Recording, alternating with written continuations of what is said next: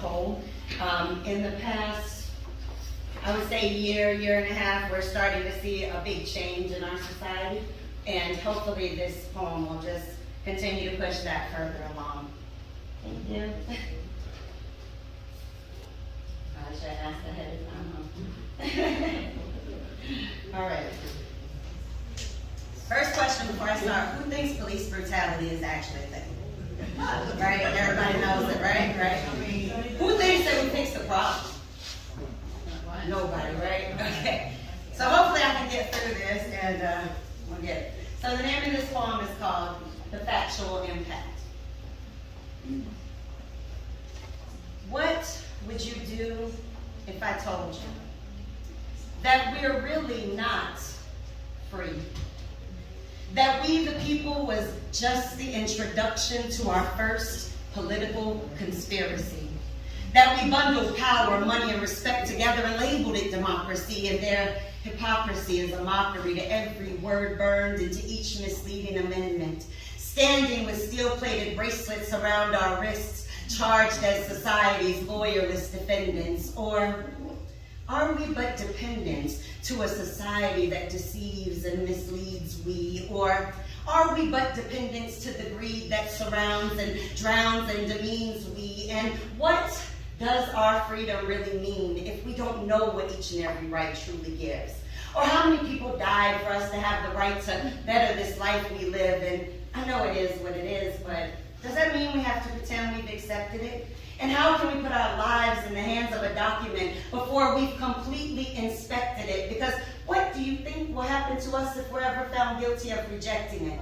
So I recommend dissecting it to explore the lies inside, because we the people are the only ones who can demand it be revised, but we can't create an uprise because we're too busy despising each other.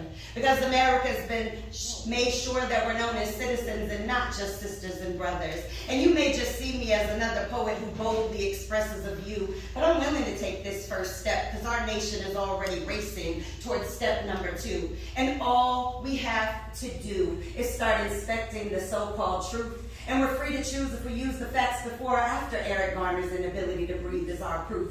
And there's a roof that's been placed 6 inches from our minds, so they can have enough time to ensure that each and every one of us stays blind. And I'm trying to find a verbal weapon that's strong enough to penetrate, because if I speak too loudly about police brutality, well, I could be the next one they interrogate.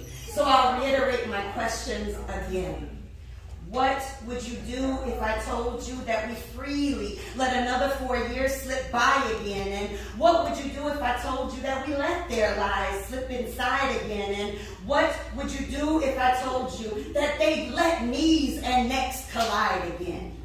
And I can't help but to begin to understand the hidden facts, that the ultimate outcome of violation of rights happened the moment George Floyd's neck was trapped. That was the same day they didn't expect this nation to speak up, stand up, and react, because we all heard the intensity in his cry to his mother and felt its impact.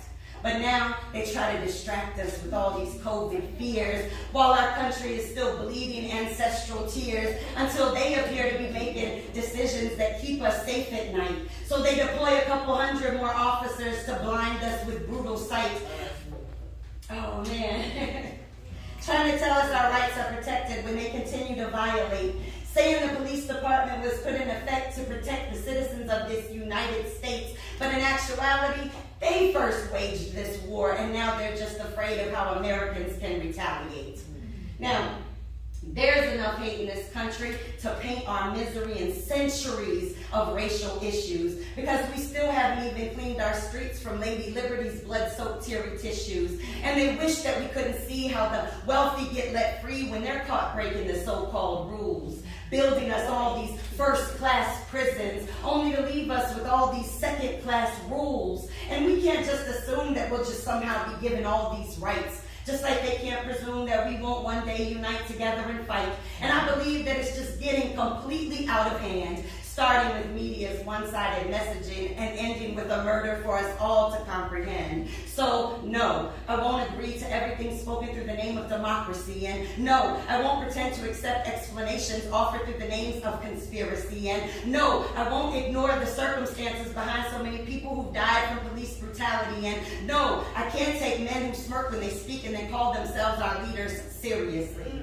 And there's a very strong possibility that some will think my words create an American instability, but I was given the capability to express what so many are far too afraid to say. And it only takes a couple more like me to ensure America doesn't continue this way. That they can't display our rights beside the people they've left dying, when day to day they continue to instigate and ignore every family that keeps crying. And I'm not trying to overwhelm you with rhyming words of painful proof. My pen began to spin through the pages of America's factual truth. And you could disappear in a poof if you disagree to walk their path. And you could somehow vanish if you disagree with any presidential or police state staff. And I've been doing the math and checking the numbers, and our government's coming up short, watching time after time these murderous officers walk with smiles right out of court. So I came to the conclusion that I won't allow another political infusion to create some type of internalized confusion, so I'm refusing to agree. Asking everybody I know to truly evaluate if you can really consider yourself free. And for those that remain trapped inside the government's greatest conspiracy, well, when they come around to ask where you heard these facts, make sure you tell them that the truth came directly from me.